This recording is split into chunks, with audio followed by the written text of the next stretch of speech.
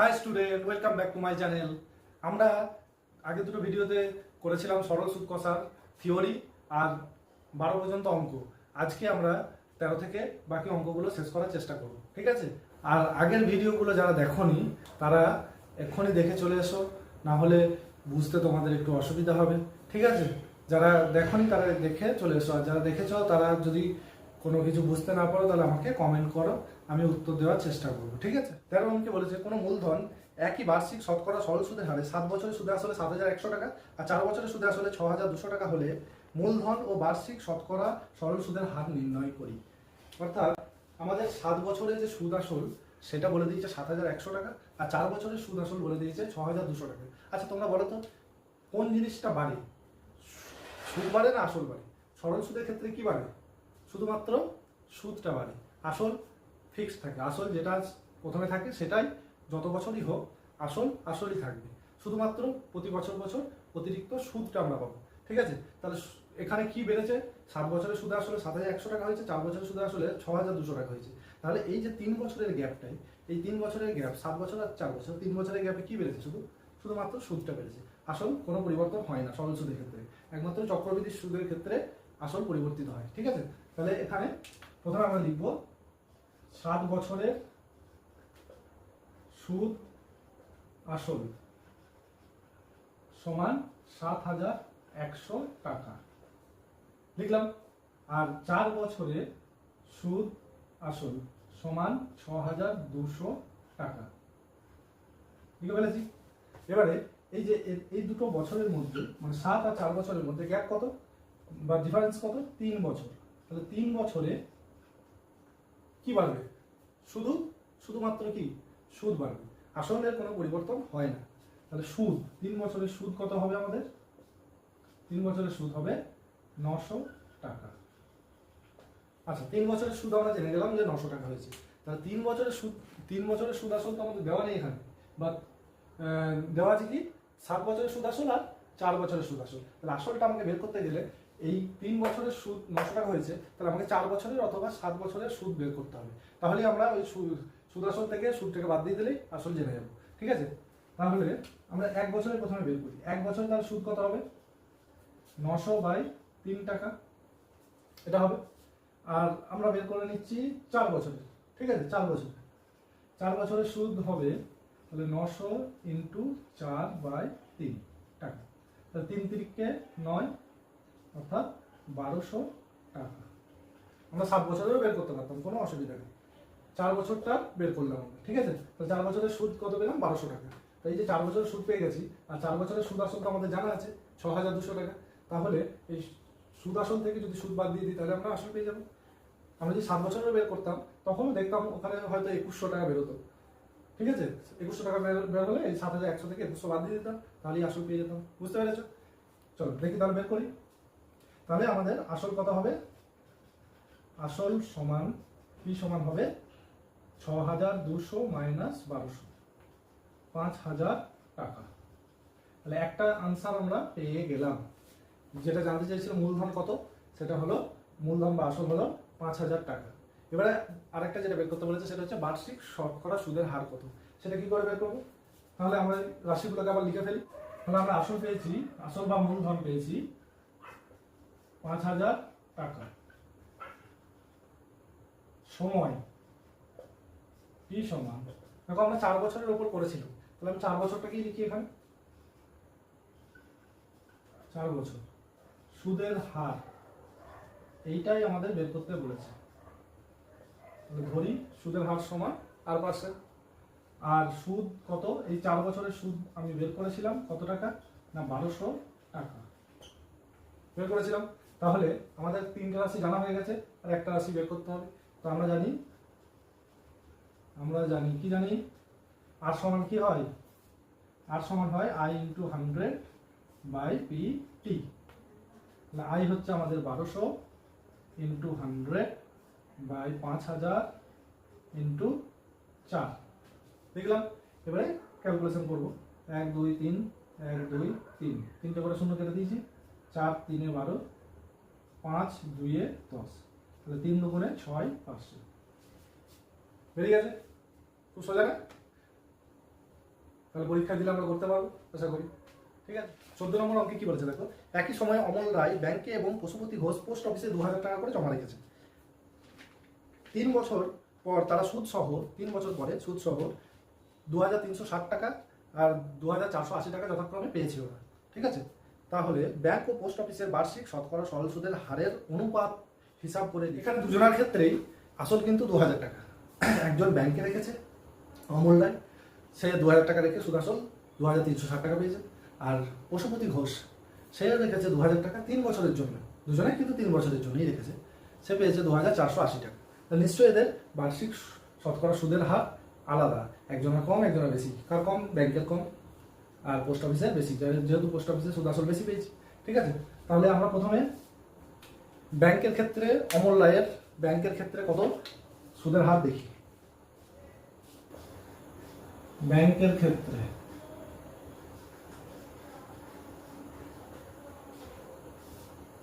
কে রেখেছে? অমল রায়। তাহলে তার আসল কত ছিল? আসল পি সমান ছিল কত? 2000 টাকা। আসল পি সমান ছিল 2000 টাকা। সময় দুজনের ক্ষেত্রেই সেম আছে, দুজনাই রেখেছে 3 বছরের জন্য। সুদের হার এটা আমাকে বের করতে হবে। তাহলে ধরি সুদের হার সমান R1%। R1 ধরলাম কারণ পোস্ট অফিসের ক্ষেত্রে বের করতে হবে, সেটা R2 ধরতে হবে। ঠিক আছে, আর সুদ আসল কত পেয়েছে? সুদ আর আসল সহ পেয়েছে 2360 টাকা। তাহলে সুদ কত হবে? সুদ I1 লিখছি, ঠিক আছে, I1 সমান 2360 বিয়োগ 2000, তাহলে দাঁড়ায় 360 টাকা বিয়োগ করি। তাহলে ব্যাংকের ক্ষেত্রে আসল 2000, সময় 3 বছর, সুদের হার বের করতে হবে। সুদ হচ্ছে 360 টাকা, আমরা বের করে নিই। ঠিক আছে, এবার তাহলে সুদের হারটা বের করি। আমরা কি জানি? সূত্রটা আবার বলো। আমরা জানি I সমান PRT বাই 100। এখান থেকে আমরা R বের করছি যেহেতু, তাহলে R1 সমান, এখানে I1 দিয়ে দিই, R1 সমান I1 ইন্টু 100 বাই PT, মান বসিয়ে দিই, 360 ইন্টু 100 বাই 2000 ইন্টু 3 বসিয়ে দিলাম। এবারে ক্যালকুলেশন করে নিই।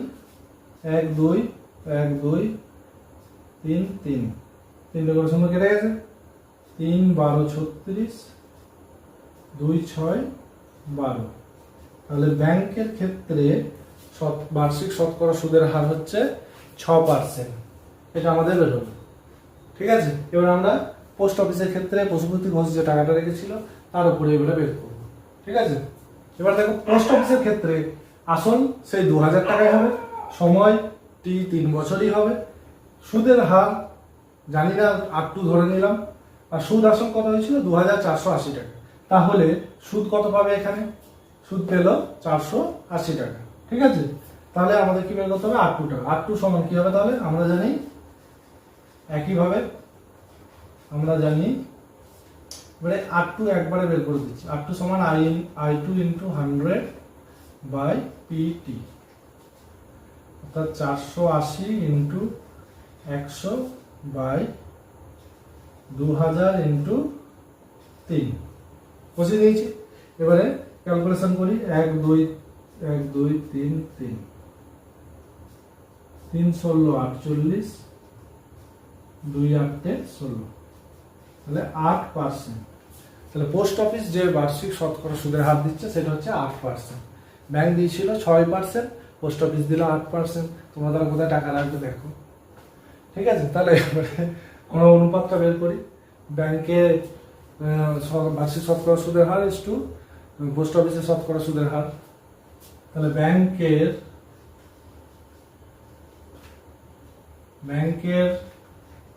সুদের হার ইস টু পোস্ট অফিসের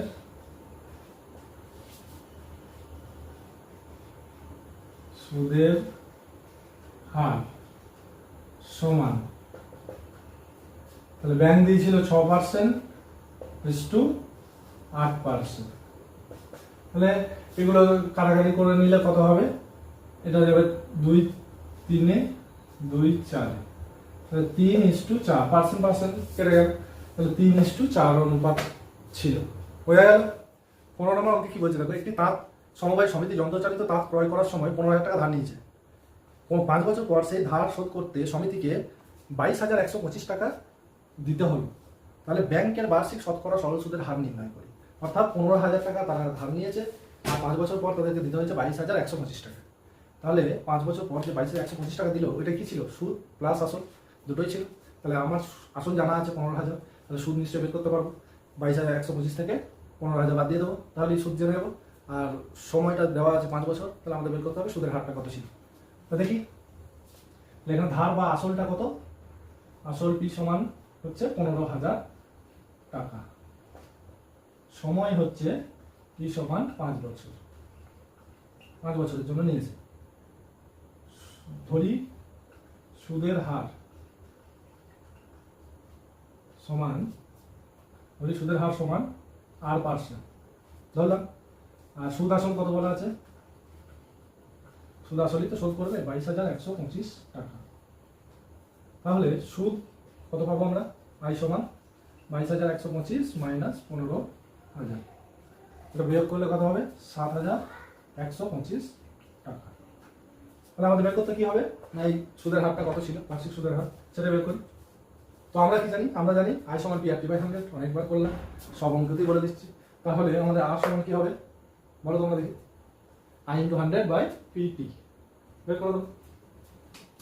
তাহলে একবারই করে দিচ্ছি আমি, আর সমান I/100/PT, 7,125 ইন্টু 100/15,000 ইন্টু 5 বসিয়ে দিলাম। এবার ক্যালকুলেশন করি।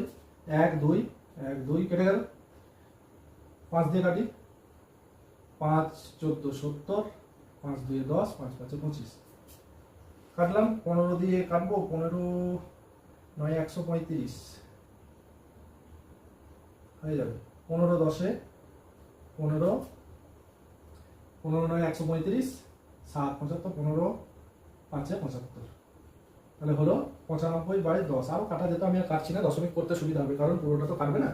তাহলে এটা কত হলো? 9.5%। কাটা যেত, আরও 5 দিয়ে কাটতে পারতাম। 5 2 10, 5 19 95, তাহলে 19/2, সেই ভাগ করলে 9.5 বেরোবে, বা 9.1-2% বেরোবে। ঠিক আছে? তো তোমরা যদি কাটতে চাও কেটে নিতে পারো, অসুবিধা কিছু নেই। দেখো 16 অঙ্কে কি বলছে দেখো, আসলাম চাচা কর্মক্ষেত্র থেকে অবসর নেওয়ার সময় 1 লাখ টাকা পেয়েছে। বাহ, ভালো কথা, 1 লাখ টাকা পেয়েছে।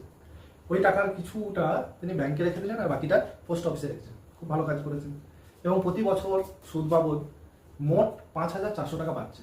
আচ্ছা, এটাও ভালো। ব্যাংকের ও পোস্ট অফিসের বার্ষিক সরল সুদের হার যথাক্রমে 5% আর 6%। আচ্ছা, তবে তিনি কোথায় কত টাকা জমা রেখেছিলেন? ও, তাহলে ব্যাংক আর পোস্ট অফিসে ক টাকা করে রেখেছে সেটা বলেনি। মোট ও 1 লাখ টাকা পেয়েছে। 1 লাখ টাকা দুটো ভাগ করেছে, একটা ব্যাংকে রাখছে, একটা পোস্ট অফিসে রাখছে, দিয়ে বছরের শেষে 5,400 টাকা সুদ বাবদ টোটাল পাচ্ছে। 1 লাখ টাকার উপরে, পুরো 1 লাখ টাকার উপরে টোটাল ব্যাংকের আর পোস্ট অফিসে মিলিয়ে 5,400 টাকা পাচ্ছে। মানে ব্যাংকের পার্সেন্টেজটা বলেছে, শতকরা সুদের হার বলেছে 5%, আর পোস্ট অফিসে বলেছে 6%। দেখো ব্যাংকে কম আর পোস্ট অফিসে বেশি, তাই তো? পোস্ট অফিসে বেশি রাখবে সবাই। আচ্ছা, তো ব্যাংকে তিনি কত টাকা রেখেছিলেন আর পোস্ট অফিসে কত টাকা রেখেছিলেন, এটা আমাদের বের করতে হবে। চলো বের করে দেখি।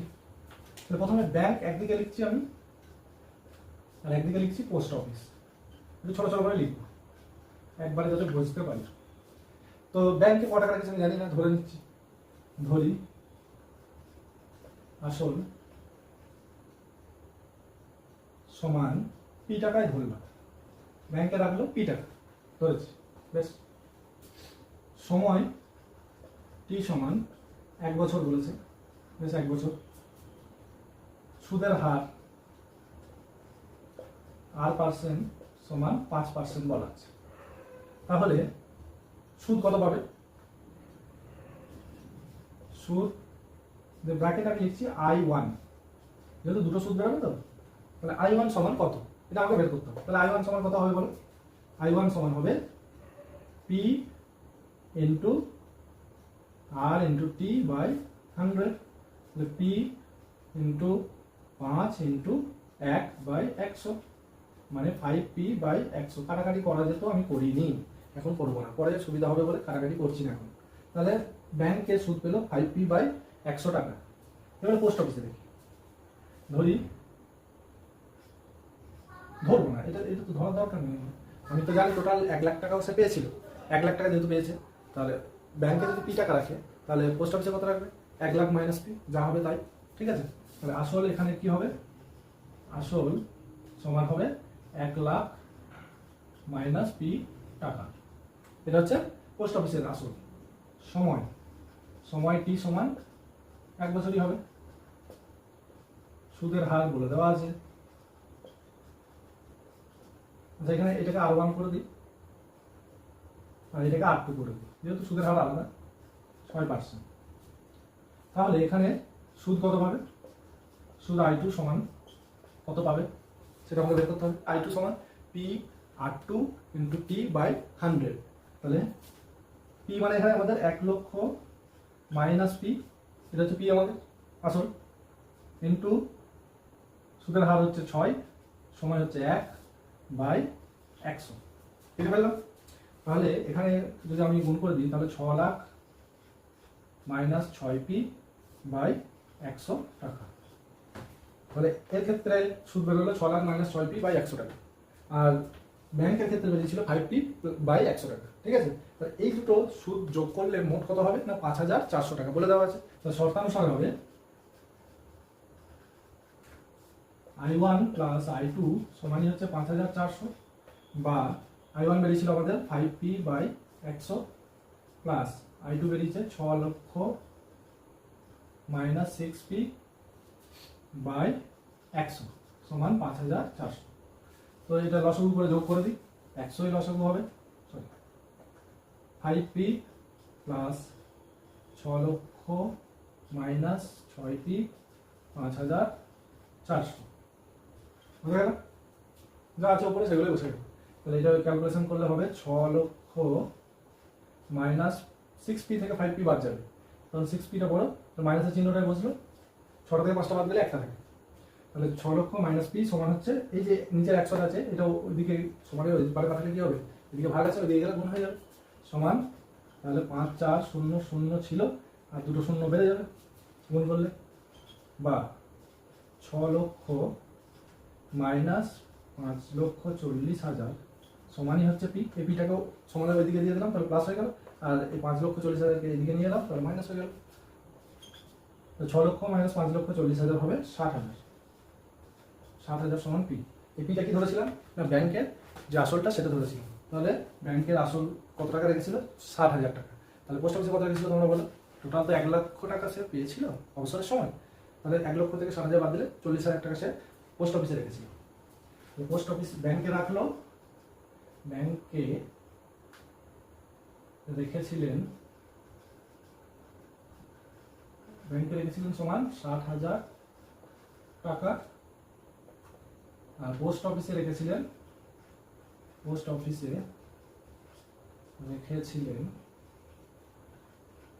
সমান 1 লক্ষ মাইনাস 60,000 টাকা, তাহলে 40,000 টাকা।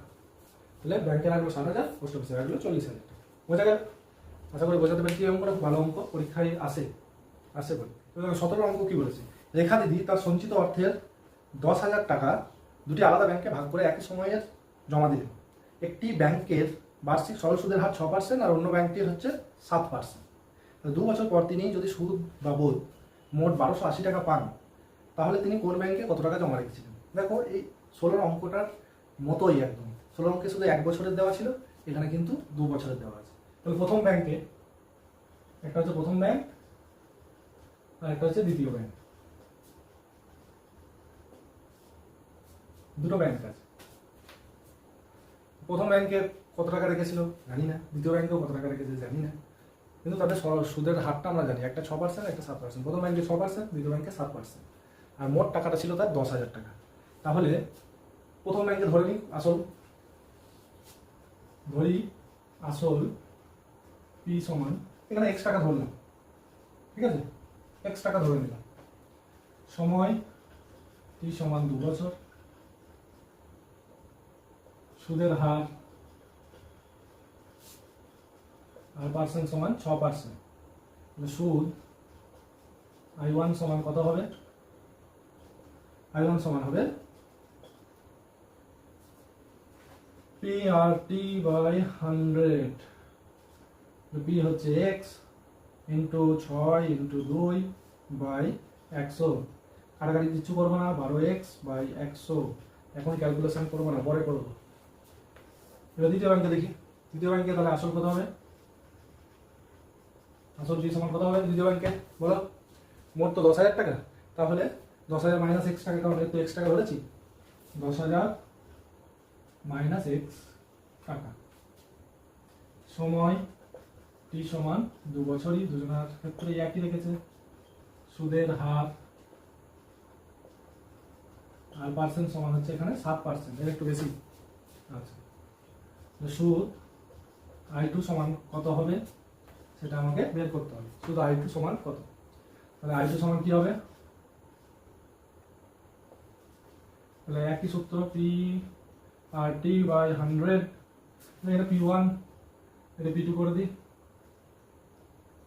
বেশ P2, তাহলে P2 হচ্ছে 10,000 minus x into 7 into 2 by 100, এখানেও ক্যালকুলেশন কিছু করবো না, গুণ করে দিই, 7 গুণে 14, 14 ইন্টু 10,000 1,40,000 মাইনাস 14x বাই 100, তাহলে I1 পেলাম 12x বাই 100, I2 পেলাম 1,40,000 মাইনাস 14x বাই 100।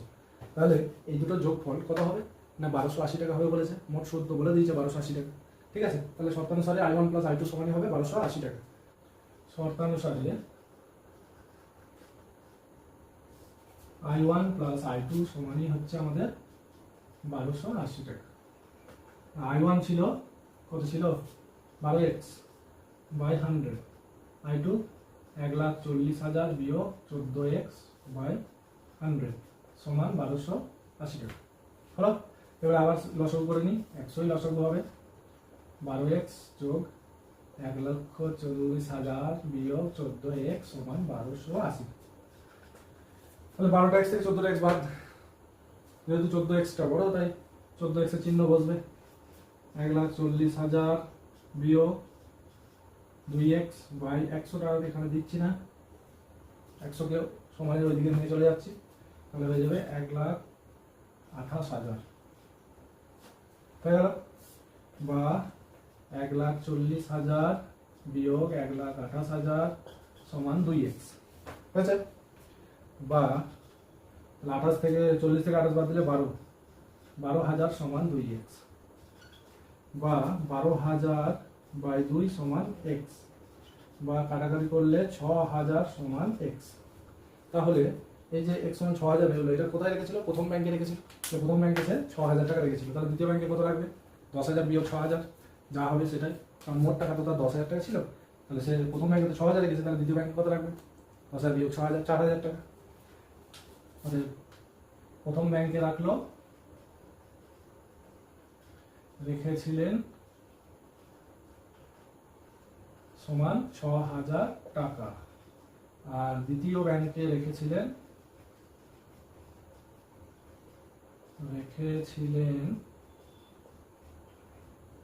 সমান 10,000 বিয়োগ 6,000 টাকা, 4,000 টাকা।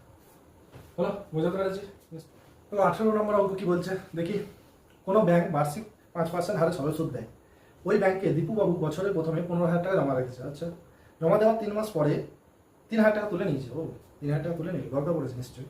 এবং টাকা তুলে নেওয়ার 3 মাস পরে আবার তিনি 8,000 টাকা জমা দিলেন। বাবা, ওই বছরের শেষে দীপুবাবু শুধু আসলে কত টাকা পাবেন নির্ণয় করি।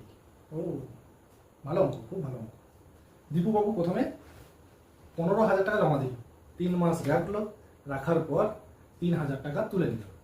তাহলে ওই যে 15,000 টাকাটা তার প্রথম 3 মাস খেটেছে, 3টে মাস, 3 মাস খাটার পর সে কিন্তু 3,000 টাকা তুলে নিয়েছে। তাহলে 15 থেকে 3 বাদ দিলে 12,000 টাকা। 12,000 টাকা তার কিন্তু পরবর্তী 3 মাস আবার খাটছে, খাটার পর পরের 3 মাস পর তিনি আবার 8,000 টাকা জমা দিয়েছে। তাহলে এখানে 3টে পার্ট হচ্ছে। দেখো, প্রথমে 15,000 রাখছে 3 মাসের জন্য, তারপরে ওই 15,000-এর 3,000 তুলে নিল 12,000 টাকা, সেটা ওই মাঝের 3 মাস খাটলো। 3 মাস খাটার পর 12,000 সঙ্গে আবার 8,000 টাকাও যুক্ত করলো, তার মানে 20,000 টাকা লাস্ট 6 মাস খাটলো। বোঝা গেল? তাহলে 3টে পার্ট আছে। তাহলে প্রথম ক্ষেত্রে কি হলো? প্রথম ক্ষেত্রে তার আসল P1 সমান হলো 15,000 টাকা, সময় T1 সমান হলো 3 মাস, অর্থাৎ 3/12 বছর। আর সুদের হার কিন্তু কোনো চেঞ্জ হয়নি, সুদের হার 5%ই থাকছে, প্রতি ক্ষেত্রেই 5%। তাহলে যদি ধরি সুদ সমান I1, তাহলে I1 সমান একটা পাবো P1 আর T1/100। এবার দ্বিতীয় ক্ষেত্রে কি হলো? দ্বিতীয় ক্ষেত্রে এই যে 15,000 টাকা ছিল, সেখান থেকে সে কিন্তু 3,000 টাকা 3 মাস পর তুলে নিচ্ছে। তাহলে 15,000 থেকে 3,000 বাদ যাবে, 15,000 মাইনাস 3,000, 12,000 টাকা। এই 12,000 টাকাটা কতদিন খাটবে না, বলছে যে ওই টাকা তুলে নেওয়ার 3 মাস পরে 8,000 টাকা দিয়েছে সে, তার মানে এই মাঝের 3 মাসটা এই 12,000 টাকাটা কেটেছে। তাহলে T2 সমান কি হবে? T2 সমান হবে 3 মাস, 3 মাস মানে 3/12 বছর। হলো? সুদের হার একই থাকবে, 5%ই থাকবে। এখানে যদি সুদ ধরি I2, সুদ I2, তাহলে I2 সমান কি হবে? P2 আর T2/100। আর তৃতীয় ক্ষেত্রে কি হচ্ছে? তৃতীয় ক্ষেত্রে হবে P3 সমান হবে, তার ছিল 12,000, তার সাথে 8,000 টাকা যোগ হলো, তাহলে হলো 20,000 টাকা। 20,000 টাকা এখন আছে। T3 কত? T3 সমান হবে, দেখো 3 মাস পর টাকা তুলেছিল, তাহলে 3 মাস চলে গেছে, তো 3 মাস 12,000 টাকাটা খেটেছে, 3 দিনে 6 মাস হয়ে গেছে, আর বাকি রইল কত? 1 বছরের মধ্যে 6 মাস বাকি রইল, তাহলে 6/12 বছর। হলো? সুদের হার তো একই থাকবে, 5%ই থাকবে। আর যদি সুদ ধরে নিই I3, I3 সমান কি হবে? P3 আর T3/100, তাই তো? তাহলে মোট সুদ কত পাচ্ছে সে? মোট সুদ I সমান I1 plus I2 plus I3। হলো? I1 এর সূত্রটা বলে দিয়েছি, I2 এর সূত্র বলে দিয়েছি, I3 এর সূত্র বলে দিয়েছি। এই একটাই সূত্র, P1 আর T1/100 প্লাস P2 আর T2/100 প্লাস P3 আর T3/100 বসিয়ে দিলাম। ঠিক আছে, এবারে মানগুলো বসিয়ে দিই, ক্যালকুলেশন করে দেখি কত হচ্ছে। উপরটা মুছে দিই।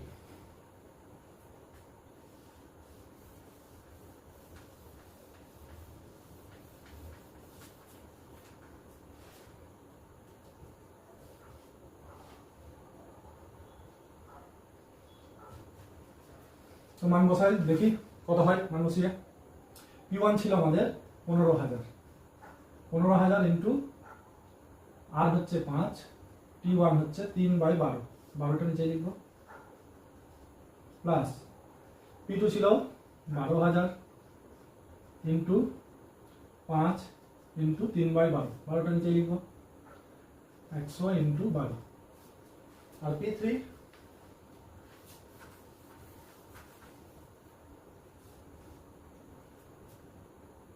ছিল 20,000 ইন্টু 5 ইন্টু 6 বাই নিচে 100 ইন্টু 12। বলো, সব মানগুলো বসিয়ে দিয়েছি। এবারে ক্যালকুলেশন করি। 1 2 1 2 কেটে গেল, 3 4 2 75 কাটলাম, 0 0 0 0 কেটে গেল, 12 10, এখানেও 0 0 0 0 কেটে গেল, 6 2 2 100। ক্যালকুলেশন হয়ে গেছে। এবার আমরা গুণগুলো করে দিই। 5 5 25, 5 7 35 আর 2 37, 375/2 এটা হবে 10, 15, 150, এটা 5 10 500, তাহলে এটা ভাগ করলে 2 দিয়ে হবে 187.50 টাকা, আর এই দুটো যোগ করলে 650 টাকা। টোটাল যোগ করলে কত হচ্ছে দেখি, 650, 750, 837.50 টাকা। 837.50 টাকা হলো মোট সুদ। তাহলে এবারে 837.50 টাকা সে 1 বছর পর পেল, আর তার আসল কত ছিল? আসল ছিল দেখো, সে 3 মাস পর 3,000 টাকা তুলে নিয়েছিল, তারপরে 3 মাস আবার খাটলো 12,000 টাকা, তারপরে সে আবার 8,000 টাকা জমা দিয়েছিল। তাহলে 12,000 প্লাস 8,000, 20,000 টাকা সর্বশেষে তার আসল হিসাবে ছিল। তাহলে আসল সর্বশেষ আসলটা কত ছিল? 20,000, আর এই সুদটা পেল 837.50 টাকা। মোট কত হলো? 20,837.50 টাকা। ঠিক আছে, মোট সুদ আসল সমান 20,000 যোগ 837.50, 20,837.50 টাকা। তাহলে সে 1 বছর পর 20,837.50 টাকা ফেরত পাবে। বুঝতে পেরেছ? এই অঙ্কটা কিন্তু খুব ভালো অঙ্ক, পরীক্ষায় অনেকবার এসেছে, তোমরা ভালোভাবে প্র্যাকটিস করবে এই অঙ্কটা। ঠিক আছে, আচ্ছা আজ এই পর্যন্তই থাক, বাকি অঙ্কগুলো আমরা পরের পার্টে বা পরের ভিডিওতে করবো। ঠিক আছে।